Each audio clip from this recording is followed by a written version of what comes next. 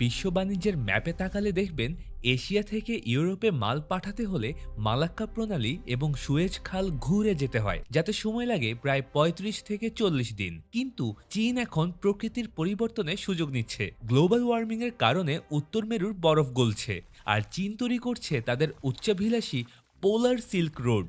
রাশিয়ার ওপর দিয়ে যাওয়া এই নর্দার্ন সি রুট ব্যবহার করলে ইউরোপে পণ্য পৌঁছাতে সময় লাগবে মাত্র ২০ দিন। একবার ভাবুন, প্রায় অর্ধেক সময় এবং বিশাল পরিমাণ জ্বালানি সাশ্রয় হবে।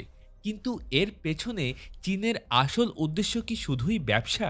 বিশ্লেষকরা বলছেন চীন আসলে আর্কটিক অঞ্চলে তাদের উপস্থিতি পাকা করতে চায়। তারা গ্রিনল্যান্ড এবং আইসল্যান্ডে বন্দর এবং এয়ারপোর্ট বানাতে চায়, যা ভবিষ্যতে দ্বৈত উদ্দেশ্যে মানে বাণিজ্যিক এবং সামরিক উভয় কাজেই ব্যবহার করা যাবে। যার হাতে এই নতুন রুটের চাবি থাকবে, আগামী ১০০ বছর বিশ্ব বাণিজ্যের নিয়ন্ত্রণ তার হাতেই থাকবে। চীন সেই চাবিটাই এখন দখল করতে চাইছে। আপনাদের কি মতামত এই বিষয়ে? অবশ্যই কমেন্টে জানাবেন। ভিডিওটি ভালো লাগলে অবশ্যই আমাদের চ্যানেলটি সাবস্ক্রাইব করবেন। ধন্যবাদ।